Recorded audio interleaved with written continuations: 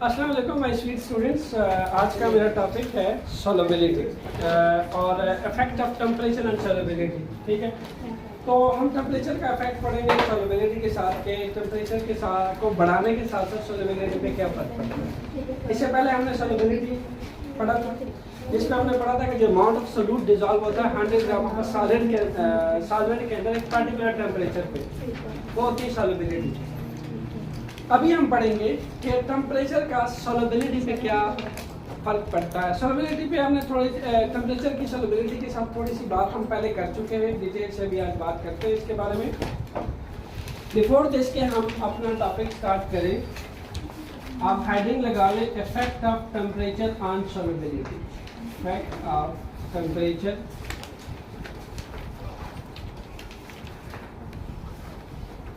On solubility, यानी temperature को बढ़ाने के साथ साथ सॉल्युबिलिटी पे क्या फर्क पड़ता है। जो आपका जनरल नॉलेज होना चाहिए बिफोर दिस के मैं डीप लेक्चर स्टार्ट करूँ, ये है कि टेम्परेचर और सॉल्युबिलिटी में डायरेक्ट रिलेशन है। यानी होता क्या है कि अमूमन टेम्परेचर बढ़ाने से सॉल्युबिलिटी इंक्रीज करती है। दूसरा पहला फैक्टर ये होना चाहिए। दूसरा, टेम्परेचर बढ़ाने से आइदर कोई भी मॉलिक्यूल हो, ठीक है, टेम्परेचर बढ़ाने से मॉलिक्यूल्स की एनर्जी इंक्रीज करती है, मॉलिक्यूल्स की काइनेटिक एनर्जी बढ़ती है। क्या बढ़ता है? Kinetic energy. काइनेटिक एनर्जी वो एनर्जी होती है जो एसोसिएट होती है मॉलिक्यूल्स की मोशंस के साथ, मॉलिक्यूल्स की वाइब्रेशन के साथ। मॉलिक्यूल जैसे जैसे एनर्जी बढ़ती है, मॉलिक्यूल्स की वाइब्रेशंस ज़्यादा होने लग जाती है और उसके बीच में जो intermolecular forces that is become weaker. जब आपकी T is directly proportional to kinetic energy होता है, व्हाट हैपन, यहाँ पे तकरीबन 99% चांस है कि मॉलिक्यूल वाइब्रेशन के बाद अपनी स्पेस छोड़ दे, यानी उसके बीच के अट्रैक्टिव फोर्सेस इतनी वीकर हो जाए कि एनर्जी उसको और कम कर ले, ब्रेक कर ले उसको। क्या होगा कि टेम्परेचर बढ़ाने से जब मॉलिक्यूल अपनी स्पेस छोड़ेगा तो जो इनसॉल्युबल मॉलिक्यूल है वो उस वैकेंसी को क्या करना शुरू करेगा, फिल। यानी टेम्परेचर से को बढ़ाने से वैकेंसी क्रिएट होती है, एम्प्टी स्पेसेस क्रिएट होती हैं। जो एम्प्टी स्पेसेस वैकेंसी क्रिएट होती है उसमें इनसॉल्युबल मॉलिक्यूल उस एम्प्टी स्पेसेस को फिल करना स्टार्ट हो जाते हैं। बट ये कब मुमकिन होता है? टेम्परेचर बढ़ाने पे। और टेम्परेचर हम सैचुरेटेड सोल्यूशन का जब बढ़ाते हैं, जब सैचुरेटेड सोल्यूशन बन जाता है, यानी मोस्ट ऑफ द सोल्यूट जब सेटल होता है बॉटम में और एंड डिजॉल्व होता है, जब आप उसको टेम्परेचर बढ़ाते हो, इन दैट केस मॉलिक्यूल्स क्या वही स्टोरी अगेन रिपीट हो जाएगी कि टी काइनेटिक एनर्जी को बढ़ाता है, काइनेटिक एनर्जी बढ़ती है, पोर्स मॉलिक्यूल्स अपनी स्पेसेस छोड़ते हैं, इनसॉल्युबल मॉलिक्यूल उन स्पेसेस को फिल करते हैं। ठीक, अब ऐसा है कि एक जनरल एग्जांपल दी गई है हमें पैराग्राफ के अंदर कि एक 34.7 ग्राम ऑफ KCl जो है 200 ग्राम ऑफ वाटर, अगर हम 34.7 ग्राम KCl ऐड करें, ठीक है, 100 ग्राम वाटर के अंदर, एक 100 ग्राम वाटर ले लिया हमने, 100 ग्राम वाटर H2। चूंकि सॉल्युबिलिटी डिस्कस कर रहे हैं तो 100 ग्राम क्यों लिया है? क्योंकि सॉल्युबिलिटी के बारे में पढ़ रखा है आपने, amount of solute dissolve in 100 gram of solvent at a particular temperature. तो 100 ग्राम यहाँ क्या ले लिया? वाटर। और जिसको हम ऐड करने जा रहे हैं दैट इज KCl। KCl है यहाँ पे 34.7 ग्राम, 34.7 ग्राम इतना KCl ऐड किया। और याद रहे आपको KCl एक आयनिक कंपाउंड है। कैसे पहचाना? Potassium belong to group 1, chlorine belong to group 7। Potassium एक इलेक्ट्रॉन लॉस करता है, क्लोरीन गेन करता है, ये दो ऑपोजिटली चार्ज आयंस पे मुश्तमिल होता है, एक आयनिक कंपाउंड। सो इसको हमने इसके अंदर ऐड कर दिया। क्या कहता है कि ये डिसॉल्व हो जाएगा। ये कब किया? 20 सेल्सियस डिग्री पे, 20 सेल्सियस डिग्री पे इसको ऐड किया। सो ये डिसॉल्व हो जाएगा। अगर हम मजीद जो है वो 34.7 अब एक दफ़ा ऐड करने के बाद अगेन सेकेंड अटेम्प्ट करते हैं, अगर हम फिर से 34.7 ग्राम ऐड करते हैं इसके अंदर, अब क्या होगा? कहता है it will not dissolve. 20 degree centigrade पे ये ऐड किया कि डिसॉल्व हो गया 100 ग्राम वाटर के अंदर।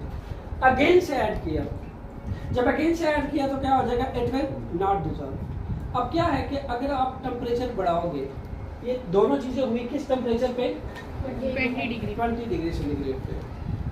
Now if you increase temperature, ये 20 से आप अबाउट चले जाते हैं, लाइक जैसे आपकी टेक्स्ट बुक में लिखा है कि अगर ये टेम्परेचर ज़्यादा पुश किया जाता है तो तकरीबन 56.7 ग्राम ऑफ KCl डिज़ोल्व हो जाएगा 100 ग्राम वाटर के अंदर, ठीक? ये नहीं, इसी 20 डिग्री सेंटीग्रेड पे 34.7 KCl को डिज़ोल्व करने के लिए वाटर तैयार नहीं था, लेकिन जब आपने इस टेम्परेचर को बढ़ाया, मे भी आप इसको लेके गए लाइक 60 डिग्री सेंटीग्रेड पे फॉर एग्जांपल, यानी 20 से 60 पे गए तो 54.7 ग्राम, इस टेम्परेचर पे 54.7 ग्राम KCl डिज़ोल्व हुआ। इस बात का मतलब क्या है कि जब हमने टेम्परेचर इंक्रीज किया, KCl जो है वो डिज़ोल्व हो गया इसके लिए, जो कि पहले 20 सेल्सियस डिग्री पे डिज़ोल्व नहीं हो रहा था, ठीक है? ये आपकी एक तो जनरल एग्जांपल दी है टेक्स्ट बुक में कि जब हमने एक्सपेरिमेंटली इस टेम्परेचर को बढ़ाया तो KCl पहले डिज़ोल्व नहीं हो रहा था, जब आपने टेम्परेचर को इंक्रीज किया तो KCl डिज़ोल्व हो गया। नेक्स्ट आपके पास सॉल्युबिलिटी ऑफ आयनिक कंपाउंड की बात करते हैं। यहाँ पे डिफरेंट कंपाउंड को अलग अलग डिस्कस किया, फिर उसका ग्राफ पढ़ेंगे। सॉल्युबिलिटी ऑफ आयनिक कंपाउंड अलग अलग हेडिंग लेंगे। अब हम आयनिक कंपाउंड की सॉल्युबिलिटी बात करते हैं। याद रहे KCl भी एक आयनिक कंपाउंड ही था। आयनिक कंपाउंड कैसे कंपाउंड होते हैं? जैसा कि NaCl, जैसा कि KCl, इनमें ऑपोजिटली चार्ज रेंज होता है, ये +1, ये -1, ये +1, ये -1। ऐसे कंपाउंड आयनिक कंपाउंड होता है जिसमें ऑपोजिटली चार्ज रेंज होता है। तो क्या कहता है कि आयनिक कंपाउंड की जो सॉल्युबिलिटी है जनरली इंक्रीज करती है टेम्परेचर के साथ। जनरली आयनिक कंपाउंड की सॉल्युबिलिटी इंक्रीज करती है किससे? टेम्परेचर के साथ। तो हम यहाँ शॉर्टकट में लिख सकते हैं solubility of ionic compound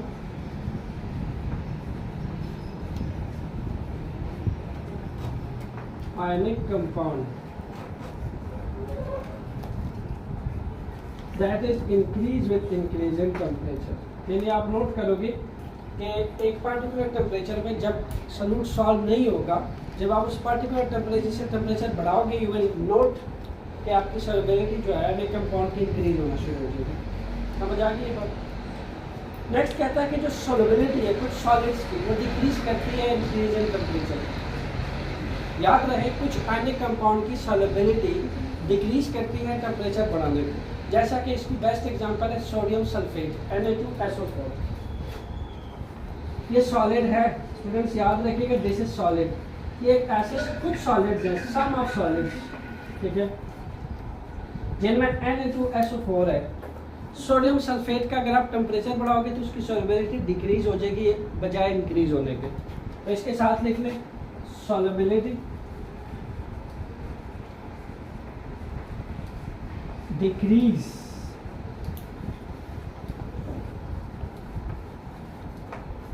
with increase in temperature।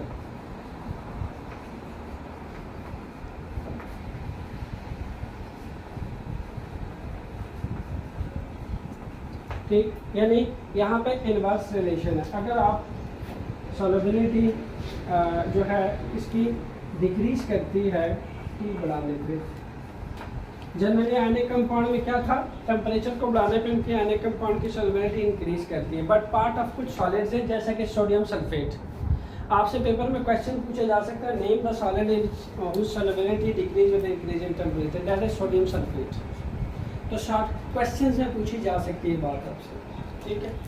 जबकि जनरली जो आयनिक कंपाउंड है लाइक KCl, लाइक NaCl, उनकी सॉल्युबिलिटी इंक्रीज करती है with increase in temperature. Next बात कर लेते हैं heat water in beaker. Third, ये जरा इंपॉर्टेंट बात है, ये सुन लें। अगर आप एक बीकर में पानी ले लें, ठीक है, वाटर H2, और आप उसे क्या करो, हीट देना शुरू कर दें आप उसे, ठीक है, आप उसे हीट देना शुरू कर दें, उसका T बढ़ा दें। T बढ़ाने से क्या होता है कि काइनेटिक एनर्जी वाटर मॉलिक्यूल की बढ़ जाती है, वाटर मॉलिक्यूल की काइनेटिक एनर्जी बढ़ जाती है, वाटर मॉलिक्यूल की रैंडमनेस बढ़ती है। जब रैंडमनेस बढ़ती है तो वाटर मॉलिक्यूल्स के बीच में जो अट्रैक्टिव फोर्सेस होल्ड करते हैं मॉलिक्यूल, दैट इज ओवरकम, यानी that is start breaking. That is when they start breaking, तो क्या हो जाता है, वाटर मॉलिक्यूल्स में बबल्स बनना शुरू हो जाते हैं उसकी सरफेस पे। आप घरों में देखते हैं कि जब पानी गर्म होता है तो पानी की सरफेस पे बबलिंग होती है ना। तो ये बबल एक्चुअल में क्या है, that is compose of air. Bubble are compose of air. क्योंकि वाटर एक लिक्विड है और बबल्स एक एयर है, तो दो डिफरेंट मैटर्स हैं। क्या ख्याल है, वाटर लिक्विड है और bubble that is compose of air, वो गैस है। इसका मतलब है टेम्परेचर बढ़ाने पे जो बबलिंग बनना है पानी की सरफेस पे, अंदर नहीं पानी की सरफेस पे, इसका मतलब ये है कि जो एयर की सॉल्युबिलिटी है पानी के अंदर, वो टेम्परेचर बढ़ाने से कम हो रही है, ज़्यादा हो रही है, ज़्यादा कम। भाई बबलिंग बाहर आ रही है, उसके अंदर नहीं डिसॉल्व हो रही। Solubility that is dissolve 100 gram of solvent के अंदर अमाउंट ऑफ सॉल्यूट डिसॉल्व होना, जबकि आप टी बढ़ा रहे हो पानी के सरफेस पे बबल्स बन रहे हैं ऐसे वाले। These bubbles are composed of air, ये ऊपर आ रहे हैं, डिसॉल्व नहीं हो रहे। मतलब by increasing T, these bubblings come on the surface, जो इंडिकेट कर रहा है कि सॉल्युबिलिटी डिक्रीज कर रही है टेम्परेचर बढ़ाने पे। ठंडे पानी में कभी पानी की बबलिंग देखिए? तो क्या अगर मैं इसी सोल्यूशन को ठंडा करूंगा तो क्या बबल्स बनेंगे? तो इस बात की क्या निशानी है, टेम्परेचर को डिक्रीज करने पे सॉल्युबिलिटी इंक्रीज करती है और टेम्परेचर को बढ़ाने में सॉल्युबिलिटी डिक्रीज कर रही है। किसकी? एयर की, वाटर के अंदर, एयर की वाटर के अंदर। और यही वजह है कि आप अगर एक एक्वेटिक सेटअप में देखें, एक्वेटिक सेटअप में देखें, जो फिशेस होती हैं हॉट डे पे, ठीक है, हॉट डे पे जो फिशेस होती हैं वो क्या करती हैं, स्ट्रेस का शिकार होती हैं। यानी अमूमन अगर आप एक एक्वेटिक सेटअप को, फिशेस को आप अगर हॉट डे पे नोट करें तो कुछ फिशेस मर भी जाती है क्योंकि उन्हें प्रॉपर ऑक्सीजन पानी के अंदर नहीं मिलती।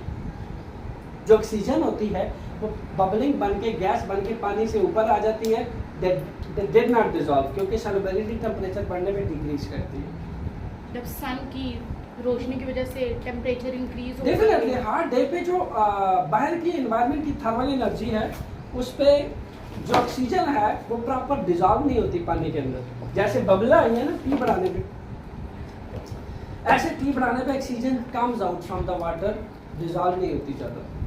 तो जाहिर है फिशेस तो पानी के अंदर रहती है, उनको ऑक्सीजन नहीं मिलेगी तो वो मर जाएंगे। मेरी बात समझ?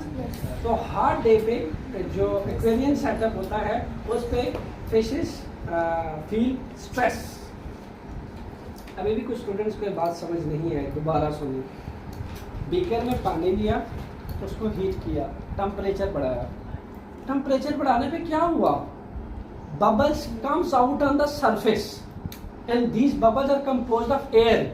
यानी एयर अब डिसॉल्व होने के बजाय अनडिसॉल्व होके ऊपर आ रही है, एक तरह से फ्लोट कर रही है, जैसे कल ऑयल फ्लोट कर रहा था।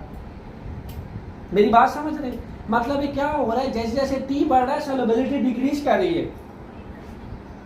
फिर मैंने कहा जो एक्वेरियम होता है उसमें जब फिशेस होती हैं, जब बहुत तेज गर्मी होती है तो सॉल्युबिलिटी वहां पे भी तो डिक्रीज करेगी, मतलब ऑक्सीजन क्या हो जाएगी, फिशेस को प्रॉपर नहीं मिलेगी।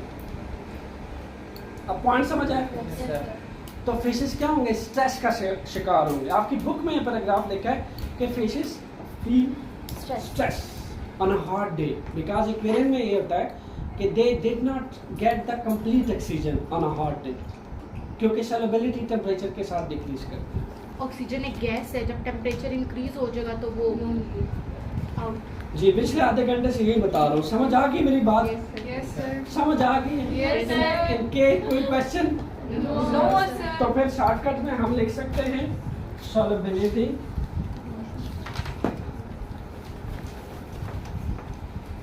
अब गैसेस क्या हो रही है, डिक्रीज कर रही है।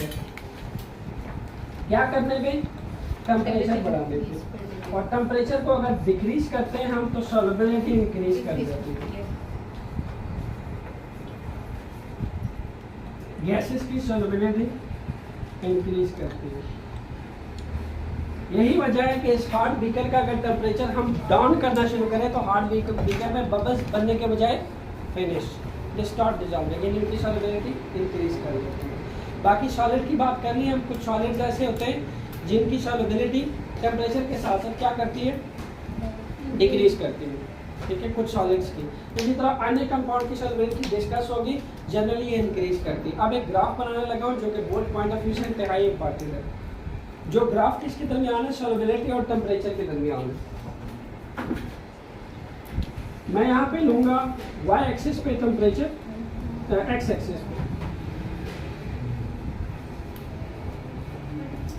और y एक्सिस पे लूँगा मैं सॉल्युबिलिटी।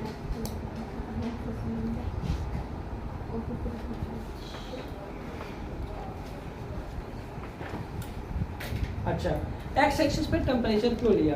क्योंकि टेम्परेचर एक इंडिपेंडेंट क्वांटिटी है और सॉल्युबिलिटी डिपेंडेंट क्वांटिटी है। इंडिपेंडेंट क्वांटिटी को हमेशा x पे लेते हैं और डिपेंडेंट क्वांटिटी को y पे लेते हैं। सॉल्युबिलिटी को फर्क पड़ता है टेम्परेचर बढ़ने से। टेम्परेचर अपने आप में सॉल्युबिलिटी में चेंज नहीं होता। ठीक, मैं पिघलूं जलूं, बाहर का टेम्परेचर कोई फर्क नहीं पड़ेगा, बाहर के टेम्परेचर से मुझे जरूर फर्क पड़ेगा। तो temperature is independent, that's why solubility is dependent on temperature, इसलिए मैंने इसको y पे लिया। अब हम जरा इसी इंफॉर्मेशन को, ये जो आपके सामने है, इसको जरा डिस्कस करते हैं ग्राफ की शक्ल में। ग्राफ क्या होता है? किसी इंफॉर्मेशन को पिक्चोरियल फॉर्म में लाना। किस फॉर्म में लाना? पिक्चोरियल फॉर्म में। तो इसको जरा पिक्चोरियल फॉर्म में लेते हैं। सबसे पहले ले लेते हैं, जैसे आपकी टेक्स्ट बुक ने लिया है NaCl ले लेते हैं। NaCl कैसा कंपाउंड है? NaCl एक आयनिक कंपाउंड है, इसकी सॉल्युबिलिटी जनरली इंक्रीज करती है टेम्परेचर बढ़ाने से। तो क्या होगा, धीरे से गौर से सुने, यहाँ से सॉल्युबिलिटी बढ़ेगी, स्लोली ग्रेजुअली लीनियर ऐसे बढ़ेगी और ये ऐसे स्ट्रेट। ये लीनियर का निशानी है। एकदम स्लोप को मैं पूरा उठा लेता तो मतलब थोड़े से टेम्परेचर पे ज़्यादा बढ़ना ना, ऐसा ऐसा बढ़ती है लीनियर। x में t बढ़ रहा है, y में NaCl की सॉल्युबिलिटी इंक्रीज कर रही है। इसको कहते हैं लीनियर चेंज, स्मॉल चेंज। तो आयनिक कंपाउंड के अंदर स्मॉल चेंज यानी आता है, t से सॉल्युबिलिटी इंक्रीज करती है। NaCl को आप हीट करो तो NaCl डिजॉल्व होता है, KCl डिजॉल्व होता है, बट स्मॉल चेंज के साथ। इसलिए मैंने पहले लाइन स्लोप थोड़ी स्ट्रेट रखी, फिर ऊपर ले ली मैंने। नेक्स्ट आपके सामने एग्जांपल होगी सोडियम सल्फेट की, Na2SO4। अब अगर मैंने Na2SO4 को शो करना हो जिसकी सॉल्युबिलिटी टेम्परेचर के साथ साथ डिक्रीज करती है, याद रहे Na2SO4 की सॉल्युबिलिटी टेम्परेचर के साथ डिक्रीज करती है, तो इसको कैसे शो करेंगे? सॉल्युबिलिटी पहले इतनी है, यानी सैचुरेटेड सॉल्यूशन बना हुआ है, यहाँ सैचुरेटेड सॉल्यूशन बना हुआ है, बट इंक्रीज द टेम्परेचर क्या होगा? सॉल्युबिलिटी डिक्रीज हो सॉल्युबिलिटी डिक्रीज है। लाइन स्लोप ऐसे आएगी, समझ रहे हो? सॉल्युबिलिटी को तुमने y में लिया हुआ है तो सॉल्युबिलिटी गिरनी चाहिए t बढ़ाने से। फिर से सुनो, सॉल्युबिलिटी गिरनी चाहिए t बढ़ाने से। तो जब आप इंक्रीज दिखाते हो तो ये होता है इंक्रीज, तो आप जब डिक्रीज दिखाते हो तो स्लोप ऐसे आता है, ऐसे। This is a sign of decrease and this is a sign of increase. समझ गए? Yes. ये है Na2SO4 के लिए सॉलिड है। ठीक, अब एक और कंपाउंड को शो कर लेते हैं जो कि आपके सामने है। अच्छा, इसी तरह NH4Cl को दिखाया गया है। NH4Cl को भी लीनियरली चेंज दिखाया गया। ये भी एक तरह की सॉल्ट है, T बढ़ा रहे, ठीक है, टेम्परेचर x में बढ़ रहा है, ये भी इस तरीके से लीनियरली इंक्रीज करेगा। समझ गए? स्मॉल चेंज के साथ NH4Cl इंक्रीज करेगा। Cl जाहिर सी बात है सारे क्या हैं, ये सॉल्टेड है। NH4Cl, KCl, NaCl, इनकी सॉल्युबिलिटी जनरली क्या करती है? इंक्रीज करती है T बढ़ाने से। इसलिए आपको जितनी लाइंस नजर आएंगी 2, 3, 4 लाइंस वो ऐसे इंक्रीज कर रही है टेम्परेचर को बढ़ाने से। तो अगर मुझे गैसेस का दिखाना हो, गैसेस की तो सॉल्युबिलिटी डिक्रीज करती है, तो गैसेस के लिए जस्ट लाइन यहाँ से उठा लिया आपने, ये सॉल्युबिलिटी जब T बढ़ रहा है सॉल्युबिलिटी गैसेस की डिक्रीज, इनके भी डिक्रीज कर रही है। समझ आ गई अच्छी से? ये लाइन क्या है? शॉर्ट कर दी। ये सारे इंक्रीज है, दीज आर इंक्रीज फैक्टर। और मुझे अगर इसका डिक्रीज दिखाना हो तो ये ये दिस इज डिक्रीज, क्योंकि सॉल्युबिलिटी वाई में गिर रही है, टेम्परेचर बढ़ रहा है। सॉल्युबिलिटी वाई में गिर रही है, टेम्परेचर बढ़ रहा है। और अगर आप ब्लू दिखाते हो तो सॉल्युबिलिटी वाई में बढ़ रही है, टेम्परेचर के बढ़ रही है, टेम्परेचर के बढ़ रही है। Hope so you understand. Thank you.